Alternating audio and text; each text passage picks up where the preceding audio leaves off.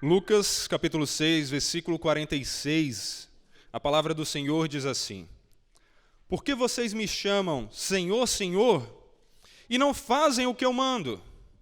Eu vou mostrar a vocês a quem é semelhante todo aquele que vem a mim, ouve as minhas palavras e as pratica. Esse é semelhante a um homem que, ao construir uma casa, cavou, abriu profunda vala e lançou o alicerce sobre a rocha. Quando veio a enchente, as águas bateram contra aquela casa e não a puderam abalar, por ter sido bem construída. Mas o que ouve e não pratica é semelhante a um homem que construiu uma casa sobre a terra, sem alicerces, e quando as águas bateram contra ela, logo desabou. E aconteceu que foi grande a ruína daquela casa.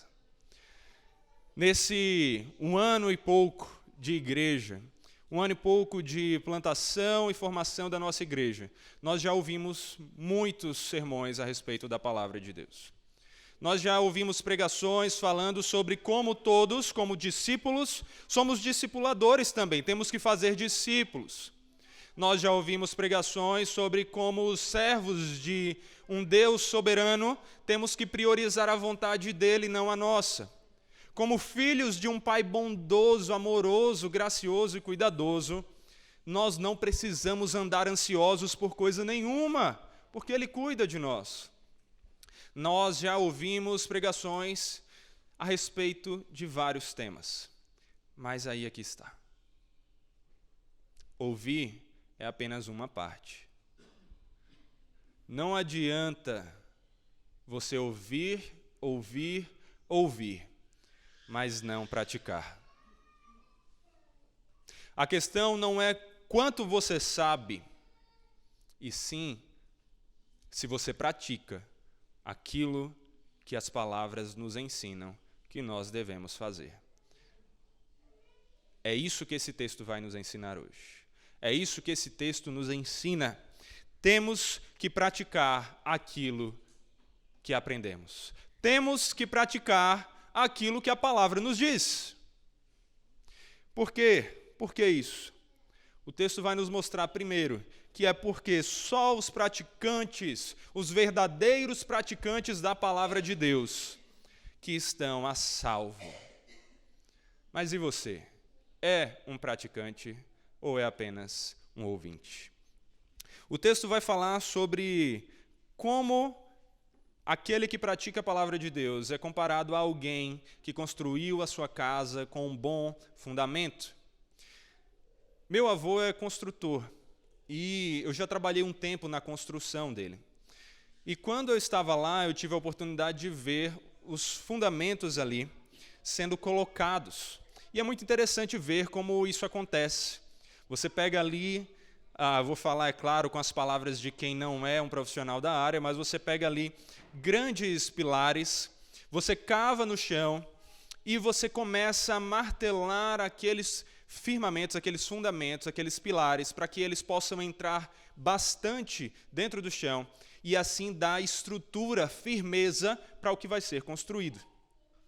E é sobre isso aqui que Jesus está falando. Que não adianta você simplesmente começar a construir um edifício. Se for para ser um edifício realmente firme, que cresça, se você não tomar o cuidado de antes fazer um bom fundamento, uma boa base para aquela construção. Mas qual é a base? Qual é o fundamento para uma verdadeira vida cristã que não é abalada pelas tempestades? O que é que vai manter você firme quando as tempestades vierem, quando as dores vierem, quando as lutas vierem, as tentações vierem, as tragédias, os sofrimentos, mas acima de tudo, quando Deus vier. No dia do julgamento, no dia da glória do nosso Deus, como sua casa estará? Firme, de pé, porque você cumpriu os ensinamentos do próprio Senhor, ou abalada, destruída, condenada, porque você não escutou o que ele disse? E mais ainda, porque você não colocou em prática o que ele disse. A obediência à palavra de Deus é o firmamento de uma vida cristã. A obediência à palavra de Deus é o firmamento da salvação que nós recebemos. É a obediência que o Senhor Jesus coloca aqui como esse firmamento para que permaneçamos firmes, a salvo. E obedecer a Deus pode ser tão árduo como fazer uma boa fundação. Hoje nós temos máquinas que fazem isso, até porque não estamos falando de pequenos pilares, mas quando olhamos para os altos edifícios à nossa volta, vemos obras gigantescas. Mas antigamente essas obras aconteciam também com muito mais esforço humano. São coisas árduas de serem feitas. Semelhantemente, estabelecer o firmamento da obediência, da prática, é algo árduo. E o próprio Cristo falou isso mais de uma vez. Aqui ele fala isso, e ele fala isso em outras passagens. Por exemplo, ele diz também aqui no Sermão do Monte, também aqui em Mateus 7, porque vale destacar, esse aqui é o final do Sermão do Monte. Ele fala nos versículos anteriores: entrem pela porta estreita, porque larga é a porta, e espaçoso é o caminho que conduz para a perdição, e são muitos os que entram por ela. Estreita é a porta, e apertado é o caminho que conduz para a vida, e são poucos os que o encontram. Palavras de Cristo. A vida cristã não é um mar de rosas. Só se você considerar o mar de rosas o que ele deveria ser, algo que tem muitos espinhos no meio do caminho. Não é algo fácil, é algo que nós fazemos também, derramando algumas gotas de sangue. Há dificuldades, e Cristo não faz o que as pessoas querem fazer hoje em dia quando falam do Evangelho.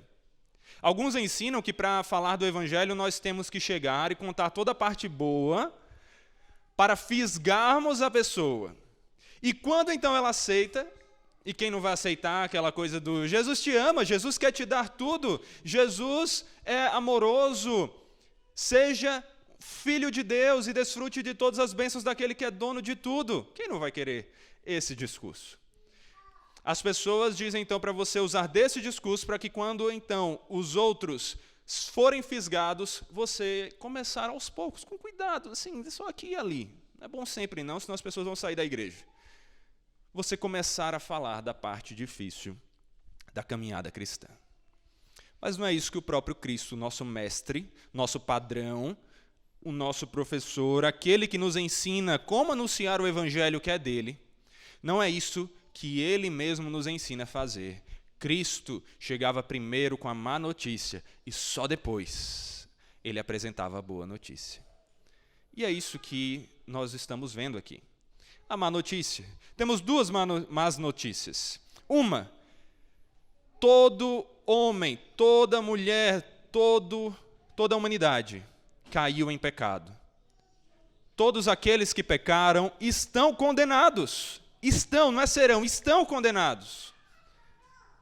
E não há esforço que nós façamos que nos traga salvação pelos nossos próprios méritos. Essa é a primeira má notícia.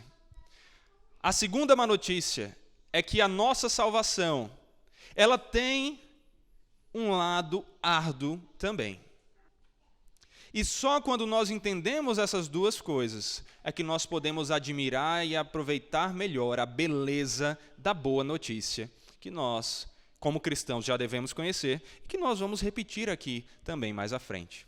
Mas, como Cristo fazia, eu quero primeiro que você entenda muito bem a má notícia. Depois, a gente avança e fala da boa notícia. Meus irmãos, esse caminho é árduo. mas ele é o único caminho para ficarmos firmes diante das tempestades e principalmente do dia da grande tempestade da ira de Deus, que virá para julgar todos aqueles que caíram em pecado. Mas é a obediência que nos firma, meus irmãos. A obediência nos faz permanecer firmes diante do Senhor. Em 1 João 2,17 está escrito: ora, o mundo passa, bem como os seus desejos, mas aquele que faz a vontade de Deus permanece para sempre. É difícil estabelecermos o firmamento, mas com ele posto, nós permanecemos firmes diante das lutas, das dores, da tempestade. E também nos é dito: e nisto sabemos que o temos conhecido, se guardamos os seus mandamentos. Ouça bem, como sabemos se conhecemos a Cristo? Nisto sabemos que o temos conhecido, se guardamos os seus mandamentos. Aquele que diz, eu o conheço, mas não guarda os seus mandamentos, esse é mentiroso, e a verdade não está nele. Mas quem guarda a sua palavra, nele verdadeiramente tem sido aperfeiçoado o amor de Deus. Nisto sabemos que estamos nele. Quem diz que permanece nele, esse deve também andar assim como ele andou. Nós vamos ouvir mais sobre esse texto na nossa série sobre 1ª, 2ª e 3ª João, que vamos começar no mês que vem. Mas aqui nós já vemos um ensinamento muito forte desse texto. Nós já vemos como a obediência é importante para permanecermos firmes no Senhor.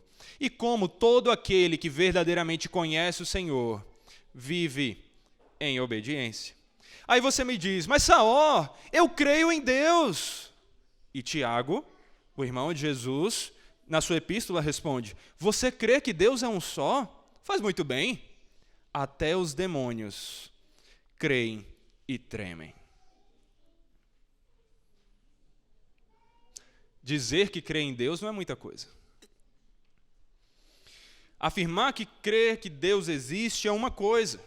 Outra, completamente diferente, é amá-lo e confiar única e exclusivamente nele para a salvação. E diante da salvação que recebe, viver em gratidão, em uma vida de obediência ao Senhor. Aí você me diz, mas Saó, eu amo ao Senhor, ainda que eu não obedeça todos os mandamentos dele, ainda que eu não me importe tanto com isso, mas eu obedeço, eu amo ao Senhor. Aí Jesus responde a você, e ele diz assim, aquele que tem os meus mandamentos e os guarda, esse é o que me ama, e aquele que me ama será amado por meu Pai, e eu também o amarei e me manifestarei a ele. Não adianta você dizer que crê em Deus, se sua vida não confirma isso. Se você agora não vive de acordo com a vontade dele. Aí você me fala também, mas Saó, a salvação não é mediante a fé. Sim, é claro. Mas Tiago também responde. Tiago nos mostra que a salvação é pela fé e não pelas obras, mas a fé verdadeira nunca vem desacompanhada de boas obras. Tiago diz assim, Tiago capítulo 2, versículo 14 e 18, diz assim, meus irmãos, qual é o proveito se alguém disser que tem fé, mas não tiver obras? Será que essa fé que diz que existe, mas não manifesta em obras, será que essa fé pode salvá-lo? Se um irmão ou uma irmã estiverem com falta de roupa e necessitando de alimento diário, e um de vocês lhe disser, vão em paz, tratem de se aquecer e de se alimentar bem, mas não lhes dão o necessário para o corpo, qual é o proveito disso? Assim também, a fé, se não tiver obras, por si só está morta. Mas alguém dirá, você tem fé e eu tenho obras. Mostre-me a sua fé sem as obras, e eu, com as obras, lhe mostrarei a minha fé. Com as obras, eu serei salvo? Não. Com as obras, eu lhe mostrarei a fé que me salvou.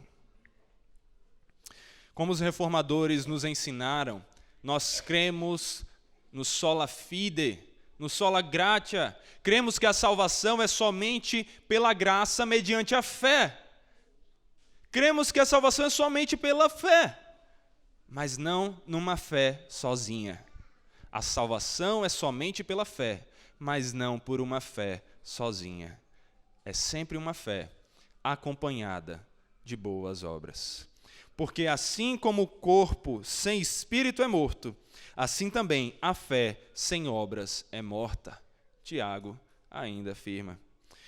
Meus irmãos, somos salvos pela fé ou pelas obras? Será que eu estou aqui tentando distorcer a palavra de Deus para falar de um absurdo e dizer que nós somos salvos pelas nossas obras?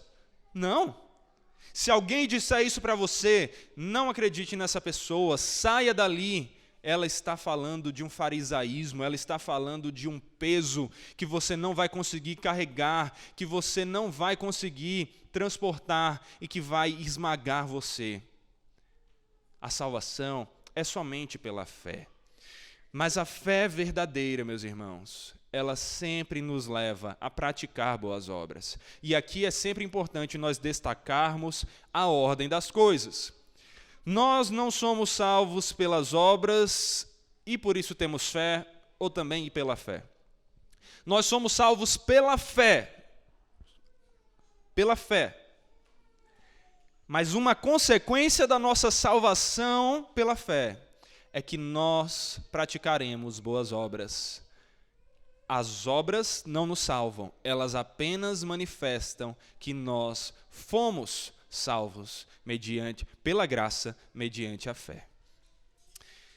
E aí, o que nós aprendemos aqui com Jesus é que não existe ninguém que verdadeiramente foi salvo que não produz boas obras, que não produz bons frutos. Pelo contrário, se isso acontece, é porque algo está errado.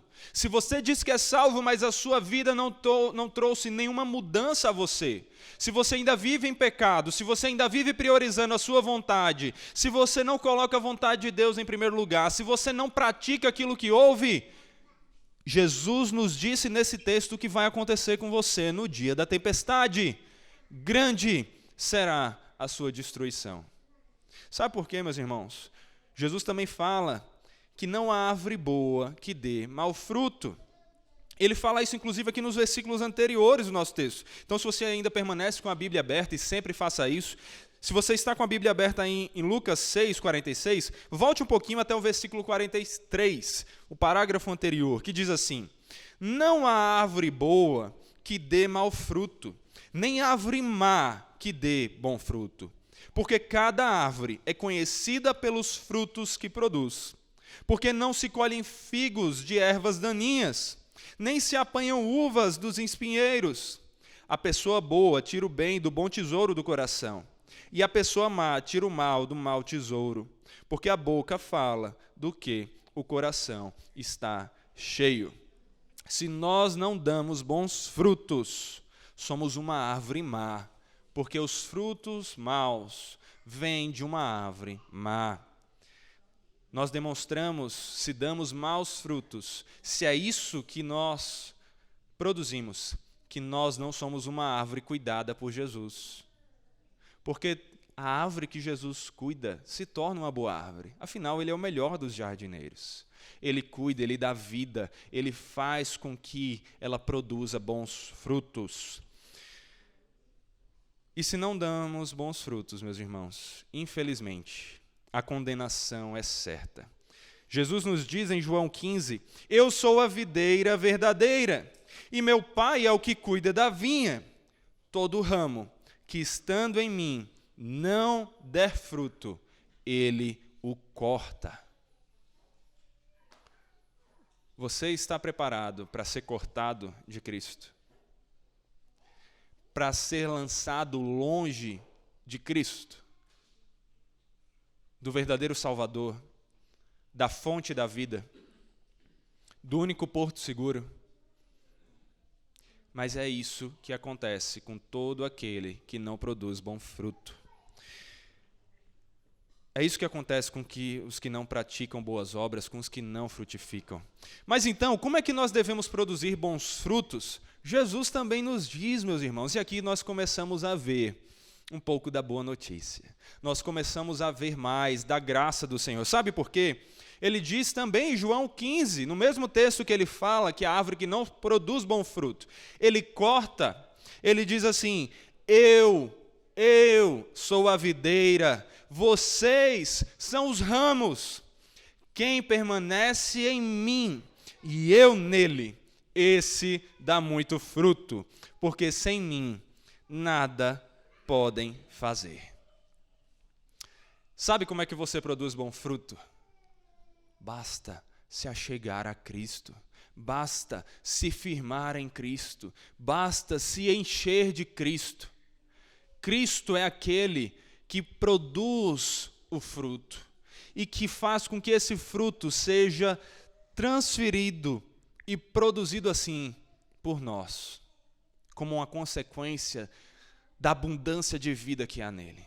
Cristo é tão cheio de vida, de bondade, de santidade, de perfeição, que mesmo nós, pecadores, que merecem a condenação, quando nos achegamos a Ele, quando estamos firmes nele, não temos como não produzir bons frutos, porque a abundância que há nele não pode ser contida, nem pela abundância de pecado que muitas vezes há naquele que ainda não foi salvo por Cristo.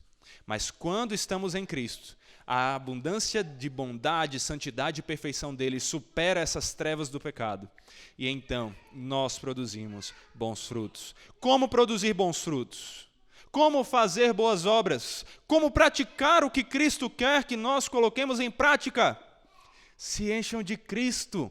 É Ele que vai capacitar você a fazer isso. É Ele que vai fazer com que você frutifique. A salvação não é pelas obras, é pela fé. E a fé verdadeira nos faz produzir boas obras, porque a fé verdadeira nos reconcilia com Deus, nos une a Cristo como parte do seu corpo. E a bondade e a perfeição que há nele, então frutifica em nós mesmos.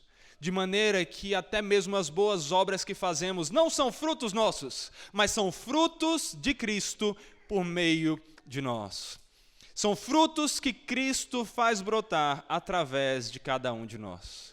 Você quer produzir bons frutos, você quer praticar boas obras, você quer ser um praticante, não somente ouvinte da palavra. Conheça Cristo de verdade. Pare de conhecer a um Cristo que seus pais ouviram falar, que as pessoas ouviram falar, um Cristo distante que a sociedade diz para você. Não adianta seu pai, seu irmão, sua irmã, seu filho, as pessoas à sua volta conhecerem a Cristo se você não o conhece. Quem faz com que bons frutos sejam dados não são as pessoas que conhecem a Cristo, é o próprio Cristo. Você precisa se encher de Cristo, se firmar em Cristo, e então Ele mesmo o capacitará a viver isso daqui. Você quer ser um praticante e não somente ouvinte da palavra? O segredo não é tentar deixar de amar o pecado. O segredo não é tentar fazer tudo pela sua própria capacidade, vivendo num farisaísmo, numa vida meritória em que você é salvo pelo que faz, porque você será condenado, você falhará se viver assim. O segredo é se apegar a Cristo como seu único Salvador, confiar que somente as obras dele são perfeitas o suficiente para serem aceitas pelo Pai, mas que ele nos traz salvação pelas obras dele, declarando cada uma delas como nossas, para que nós apresentemos ao Pai. E Ele também nos capacita, a uma vez tendo sido salvos, produzirmos boas obras, ainda que, claro, não de maneira perfeita, como Ele o faz. Cristo é a solução. Olhe para Cristo, se apegue a Cristo, e então você ficará firme diante da tempestade da ira de Deus. Mas, meus irmãos, o próprio Cristo está enfatizando também aqui um lado negativo, um alerta importante que todos nós temos que ouvir. E não somente ouvir, estarmos cientes para colocar em prática as consequências do que estamos ouvindo. Aqui nós aprendemos que temos que praticar aquilo que aprendemos, que ouvimos, que sabemos a partir do Evangelho, a partir da palavra. Porque aqueles que conhecem a palavra de Deus, mas não a praticam, estão condenados. Serão engolidos pelos mares revoltos, pelas grandes tempestades, pela ira de Deus. Esse texto que nós estamos vendo é justamente o final do Sermão do Monte, o sermão mais importante de todos os tempos. O sermão em que Cristo mostrou para os seus ouvintes o que era viver de acordo com a vontade de Deus. Vários ensinamentos a respeito do como nós devemos ser fiéis aos nossos cônjuges, não adulterando, como nós devemos amar o nosso próximo, não vivendo com ódio contra ele, como nós devemos ser verdadeiros, falando o sim e o não, quando eles são reais e não de palavras para fora, para não cairmos na mentira. E muitos outros ensinos que nós encontramos nesse sermão tão importante. Mas é interessante notar que Jesus termina dessa forma. Jesus conhecia seus ouvintes, Jesus conhece o coração de todos. Jesus sabia que muitos ali ouviriam e achariam que ouvindo já estaria tudo certo. Aquela coisa, né? Ouvir, aula completa, pronto, aqui está seu certificado de curso completo, você está autorizado. Não adianta só ouvir. Cristo, depois de dar alguns dos ensinamentos mais importantes e difíceis que nós encontramos nas Escrituras, ele termina o seu sermão alertando aos seus ouvintes e dizendo: está vendo tudo isso aqui que vocês ouviram? Não adianta somente ouvir, vocês têm que praticar, porque aquele que ouviu, mas não praticou, está condenado. Tiago também nos diz: sejam praticantes da palavra e não somente ouvintes, enganando a vocês mesmos. Será que nós aqui estamos nos enganando? Será que você está se enganando achando que você está em Cristo, enquanto as suas obras mostram que na verdade você está distante dele? Como a sua vida está manifestando a sua salvação? Você está colocando em prática aquilo que você ouve? Ou você está como esse que Jesus diz, que ouviu as palavras, mas não colocou em prática, que sabia que uma casa para sobreviver às tempestades tem que ter um bom firmamento, mas não fez esse firmamento? Como é que tem sido a sua vida? Não engane a você mesmo. Seja um praticante e não apenas um ouvinte. Meus irmãos, não adianta vocês virem à igreja todos os domingos. Não adianta você vir à igreja todo domingo, você participar dos estudos da escola dominical, você ler a Bíblia com constância que seja, você ler bons livros de teologia, você assistir palestras, você ir para cursos. Não adianta você fazer nada dessas coisas se você não coloca em prática o que você aprende. Todas essas coisas que nós falamos aqui são coisas boas que nós devemos ouvir e fazer. Mas se nós apenas ouvimos essas coisas, mas não as colocamos em prática, de nada adianta. De nada adianta. Na verdade, é até pior para nós mesmos. Jesus diz assim por meio do evangelista João: aquele que diz, eu o conheço, conhece a Cristo, mas não guarda os seus mandamentos, esse é mentiroso e a verdade não está nele. Você só está acrescentando o pecado da mentira a todas as outras mentiras que existem na sua vida, a todos os outros pecados que existem na sua vida. Se você ouve, mas não coloca em prática, você só está piorando sua situação. E Jesus nos diz isso em uma de suas parábolas. Em outra de suas parábolas, Jesus termina com um ensino muito forte, dizendo assim, Lucas 12, versículo 47 e 48, ele diz assim: aquele servo, preste atenção aqui, aquele servo que conheceu a vontade de seu senhor e não se aprontou, nem fez segundo a sua vontade, será punido com muitos açoites. Aquele, porém, que não sabe a vontade do seu senhor e fez coisas dignas de reprovação, levará poucos açoites. Mas aquele a quem muito foi dado, muito lhe será exigido. E aquele a quem muito se confia, mais lhe pedirão. Você já percebeu a dureza dessa mensagem? Quanto mais nós sabemos, mais responsabilidade nós temos. Nós, ao ouvirmos e não praticarmos, só estamos piorando a nossa situação. Quem sabe e não pratica é pior do que aquele que nem sequer sabe e por isso não pratica. Aquele que se diz cristão, mas não tenta praticar o que a Bíblia ensina, é mais culpado do que aquele que diz que nem conhece o que a Bíblia ensina. Ouvir e não praticar é ainda pior do que não ouvir, porque assim nós só trazemos mais culpa para nós mesmos, mais responsabilidades para nós mesmos. Nós estamos dizendo, nós sabemos o que é o certo, mas nós não estamos colocando em prática. Portanto, aquele que sabe que deve fazer o bem e não o faz, nisso está pecando. É isso que Tiago diz em sua epístola também. Aquele que sabe que deve fazer o bem e não o faz, nisso está pecando. Por causa disso, alguns engraçadinhos dizem, então, se essa é a lógica, é melhor nem saber.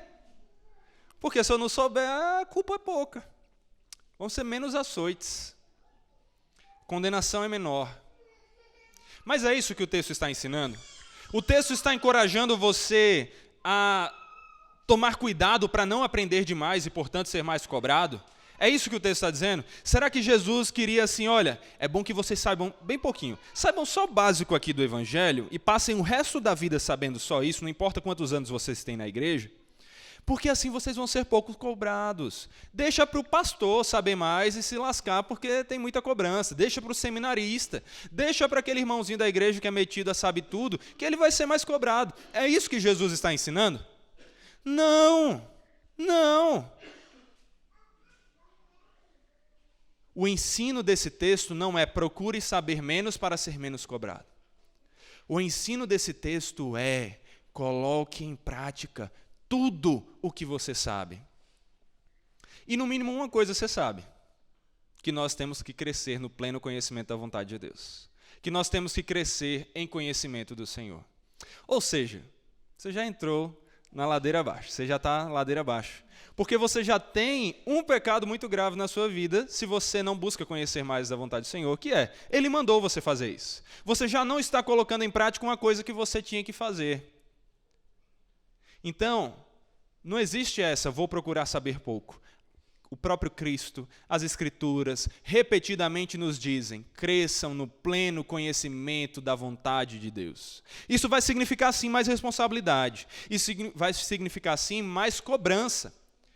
Mas essa não deveria ser uma maldição. Sabe por quê? Porque quanto mais nós conhecemos daquele que amamos, mais das delícias dele nós experimentamos. Ó, provai e vede quão bom é o nosso Deus. É isso que o salmista diz. Conhecer a Deus cada vez mais traz mais responsabilidades, mas também traz muito mais prazer. Quanto mais você conhece daquele que é perfeito, mais você percebe a beleza dele, mais você experimenta da bondade dele. Nós temos que crescer no pleno conhecimento da vontade de Deus. Isso nos traz mais responsabilidades, mas também é uma bênção. Meus irmãos, os que não querem saber da vontade de Deus, na verdade são aqueles que não foram salvos. Tanto aqueles que ouvem a palavra de Deus e não colocam em prática, quanto aquele que não quer saber da vontade de Deus, os dois demonstram que não foram salvos. Porque aquele que está em Cristo quer conhecer mais a Cristo. Aquele que está em Deus quer conhecer mais de Deus. E aquele que verdadeiramente conhece o Senhor, pratica a sua vontade. Mas aí eu pergunto para você, qual é a situação da sua vida? Qual é o seu caso? Em que estado você está? Você tem ouvido os ensinamentos? Aqueles que estão aqui com a gente já têm dezenas de sermões na conta. dezenas de afirmações e ensinamentos que são ensinados pela palavra que nós devemos cumprir. Você tem colocado isso em prática? Quantos entre nós, meus irmãos, estão aqui seguros numa casa de religiosidade superficial que construíram para si, enquanto deveriam estar construindo bons firmamentos numa casa firme, firmada na rocha, que é Cristo? Quem é você nessa história que Jesus contou? Você é o que está fadado à condenação, ou você é o que está firme, seguro em Cristo? Quantos aqui sabem o que tem que fazer e não fazem? Você é um deles ou um dos que ouve e pratica? Reflita aqui comigo. Por exemplo, você é como aquele que sabe que tem que ler a Bíblia, mas não lê com constância? Lê um dia sim, outro não, mas diariamente? Ixi, pastor, no domingo não está bom não? Você é como aquele que sabe que tem que orar, mas não ora com constância? Ora 2 minutinhos, Senhor, abençoa o meu dia, me protege, e é isso aí. Ora durante horas, quando na verdade começou a primeira palavra, na segunda pegou no sono, passou a noite dormindo. No outro dia que dá o amém. Porque não levou a oração a sério como deveria. Você é como aquele que sabe que tem que louvar a Deus com fé e amor, mas não o ama suficiente para isso. Que tem que fazer discípulos, mas não prega o evangelho.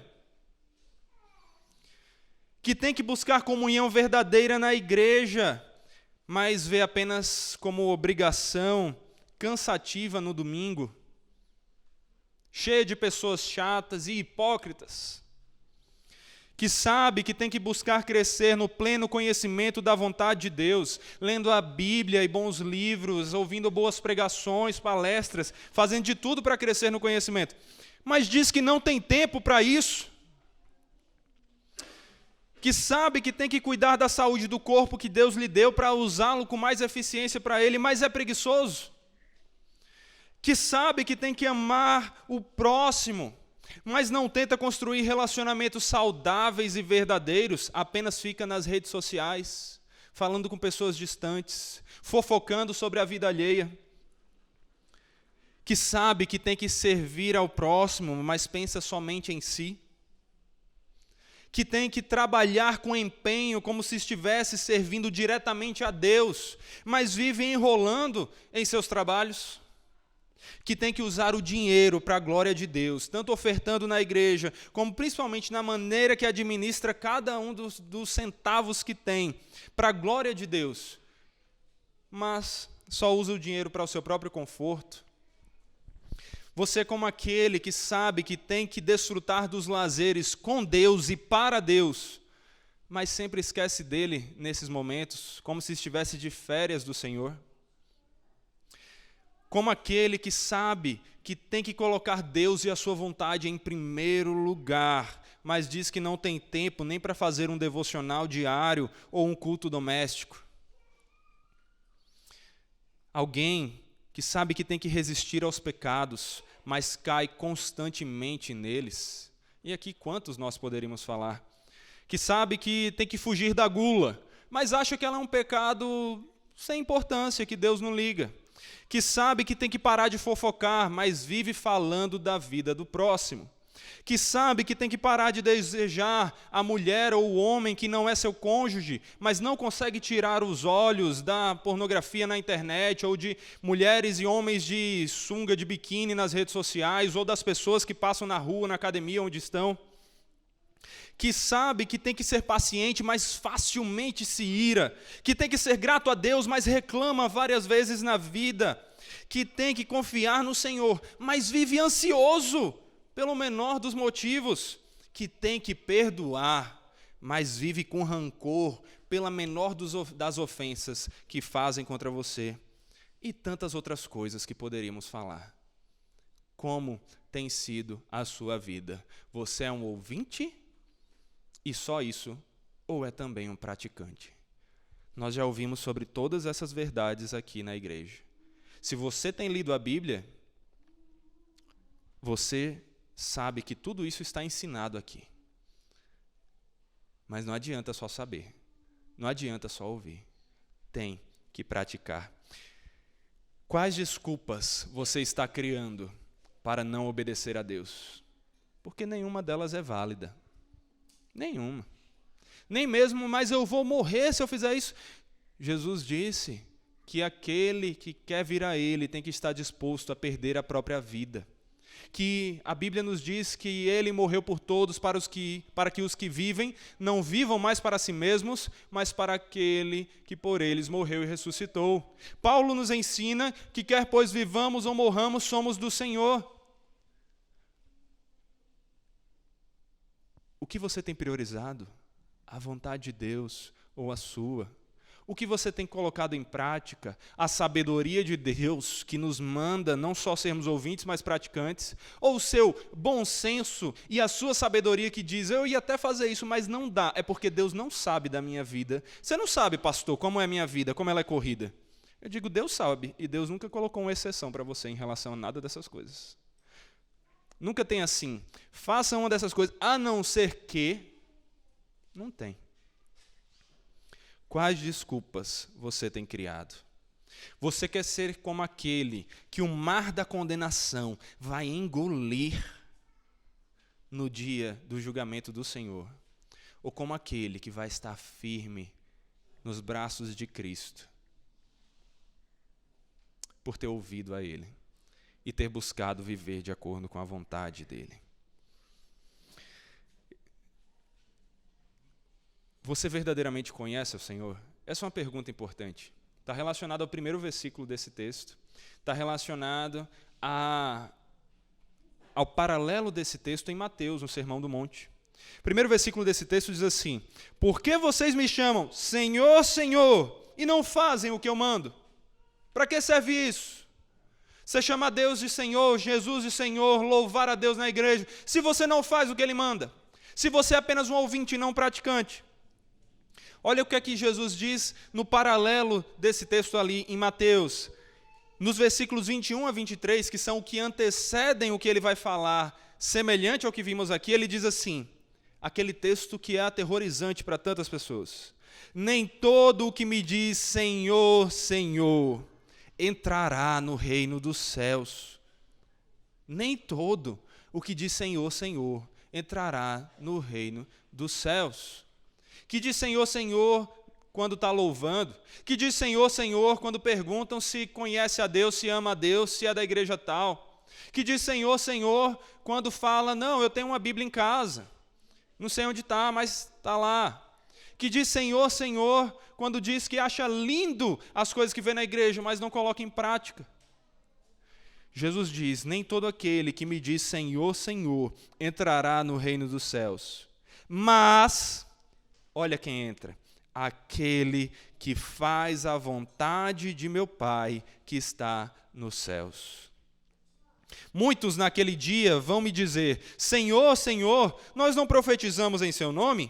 E em seu nome não expulsamos demônios? E em seu nome não fizemos muitos milagres? Então lhes direi claramente, eu nunca conheci vocês, afastem-se de mim, vocês que praticam o mal. Meus irmãos, o que vocês têm praticado? Porque quando vocês não praticam a palavra de Deus, vocês praticam o mal. Quando nós não praticamos a palavra de Deus, nós praticamos o mal. Não é aquele que ouviu o Evangelho, que ouviu sobre Jesus, e que o chama de Senhor, que será salvo. Mas é aquele que verdadeiramente conhece a Cristo, o tem como seu Senhor e Salvador, e manifesta isso numa vida de obediência, que leva a sério o que ele ensina, que ouve a palavra, que valoriza o culto, que ouve com atenção, que ora, que lê a Bíblia, que faz tudo para aprender mais sobre a vontade de Deus, mas não somente ouve, não somente aprende, como vive aquilo, como pratica aquilo. Cuidado para você não ser como um daqueles que diz Senhor, Senhor, somente se enganando, para que no dia da condenação seja você um dos que também vai ser condenado. Não seja apenas um ouvinte do Evangelho. Viva o Evangelho, seja um praticante do Evangelho, seja um praticante da palavra de Deus. Viva buscando praticar a vontade de Deus. E, ao mesmo tempo, descanse naquele que foi o único que obedeceu perfeitamente a Deus, que praticou perfeitamente a vontade de Deus. Porque é pela prática dele, acima de tudo, pela prática dele somente, que nós seremos salvos. Só que a obediência dele não somente nos salva, ela nos capacita a buscar obedecê-lo no nosso dia a dia. Isso é algo que todos nós precisamos refletir aqui. Temos que ver como as nossas práticas estão, o que é que nossas práticas estão dizendo sobre nossa vida. Se você tem ouvido o que Jesus quer, mas não tem sido praticante, lutando, fazendo tudo o que é possível para cumprir a vontade de Deus, a mensagem de Deus para você hoje é: se arrependa, se arrependa, confesse ao Senhor, clame por perdão, abandone os seus pecados e coloque em prática aquilo que o Senhor nos ensina. É claro, meus irmãos, nenhum de nós aqui será salvo pela prática que nós temos. Não somos salvos pela nossa própria prática, somente pela prática de Cristo. Confie única e exclusivamente nela para a sua salvação. Mas lembre-se, ela nos leva a boas práticas. Uma marca, uma confirmação de que nós somos salvos, não é porque um dia na igreja nós levantamos a mão e dissemos, eu aceito Jesus. Mas é que nós buscamos viver e praticar aquilo que é vontade de Deus. Essa é uma confirmação da nossa salvação. Não esqueça que aquele que tem uma fé verdadeira tem uma fé frutífera, que nos leva a fazer tudo aquilo que o Senhor quer que façamos, ainda que não de maneira perfeita, mas que nos leva a frutificar em boas obras. E apesar de parecer difícil, é algo árduo, sim. Lembre-se de que o segredo para conseguirmos fazer isso é o próprio Cristo, é a graça de Cristo. Além de ser Ele quem nos salva, é Ele quem nos capacita a viver uma vida que manifesta a salvação. Então, quer dar bons frutos, frutificar em boas obras, fazer a vontade de Deus, se agarre a Cristo, conheça mais a Cristo, aprenda por meio da palavra quem Ele é, o que Ele quer, ore, faça dele o que Ele é, uma pessoa com quem nós podemos falar. Converse com Cristo, ame a Cristo, que Cristo seja o seu melhor relacionamento. Se aproxime dele, confesse os seus pecados, peça perdão, confesse as suas fraquezas, as suas falhas, peça força e diga, Senhor, por amor ao teu nome me ajude, eu quero obedecer à tua vontade. Eu sei que eu não sou salvo pela minha obediência, mas o Senhor merece alguém obediente. Por amor ao teu nome, para que o Senhor seja mais glorificado, me capacite a obedecer à tua vontade. E não espere para fazer isso outro dia. Quantas vezes você já ouviu um sermão semelhante sobre praticar a vontade de Deus? Coloque em prática desde já. Sabe que tem que ler a Bíblia? Leia diariamente. Sabe que tem que orar? Ore diariamente. Sabe que tem que amar o próximo? Ame. Que tem que perdoar? Perdoe. Que tem que parar de fofocar? Pare. Que tem que abandonar outros pecados? Abandone. Que tem que servir na igreja? Sirva. Que tem que viver de acordo com a vontade de Deus? Viva. E que o bom Deus, cujas misericórdias duram para sempre, como lemos aqui no primeiro texto desse culto, que Ele, com sua graça e com essa misericórdia, nos capacite a viver para a sua glória, nos dê a salvação não pela nossa obediência, mas pela de Cristo. E assim nós desfrutemos de uma salvação verdadeira e sejamos bons instrumentos praticando aquilo que ouvimos.